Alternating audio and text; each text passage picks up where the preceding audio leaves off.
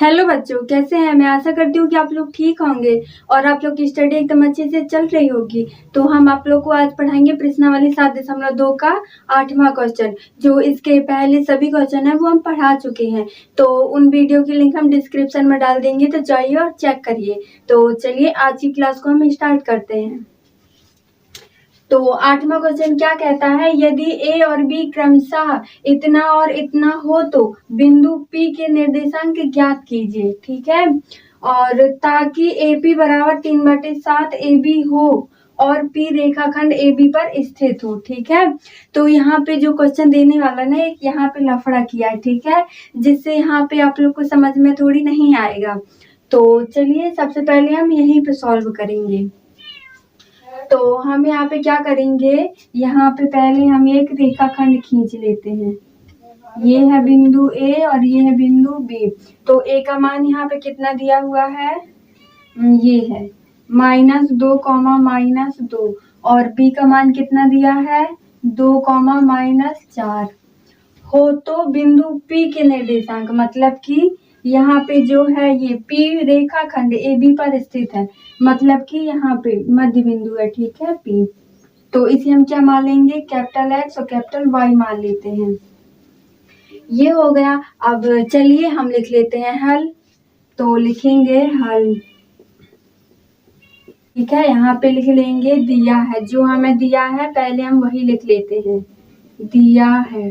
तो क्या दिया है बच्चों हमें यहाँ पे, A का मान कितना है -2, -2, और B का मान कितना है 2, -4 है।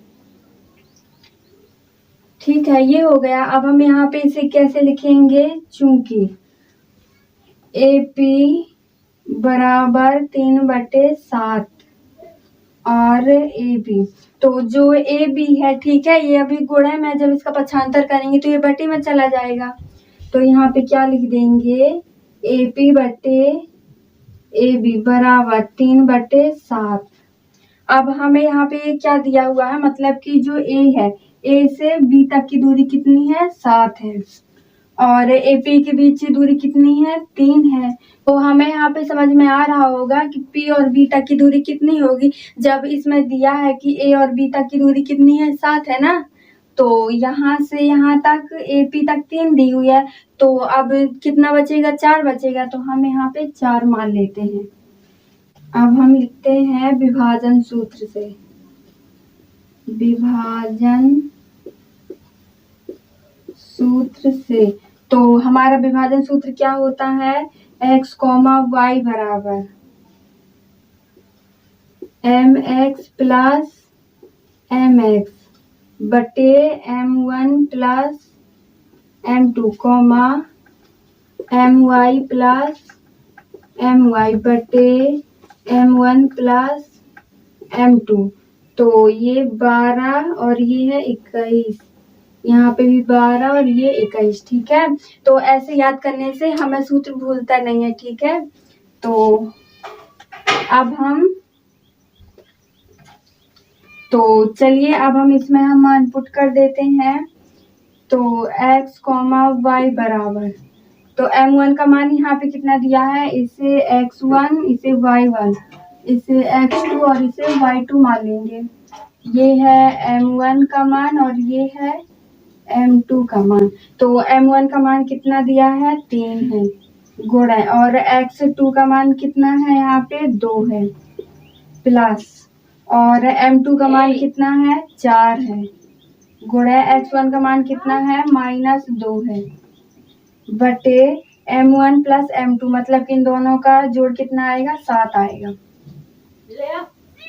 कॉमा। अब हम इसी प्रकार y में देखते हैं, तो 3 गुणा, और y2 का मान कितना है -4 है, प्लस, और m2 का मान कितना है 4 गुणा y1 का मान कितना है -2 बटे 7। तो x, y बराबर कितना आ जाएगा, यहाँ पे 3 दूनी 6 हो जाएगा, और 4 दूनी 8, ये माइनस का, तो यहाँ पे -8 हो जाएगा, बटे 7, कॉमा, और 3 चौको 12, यहाँ पे -12, 4 दूनी 8, -8, बटे 7।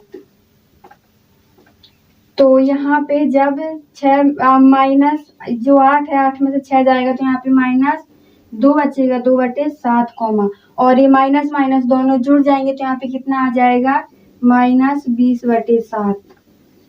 ये हमारे बिंदु P के निर्देशांक है, ठीक है। बिंदु P के निर्देशांक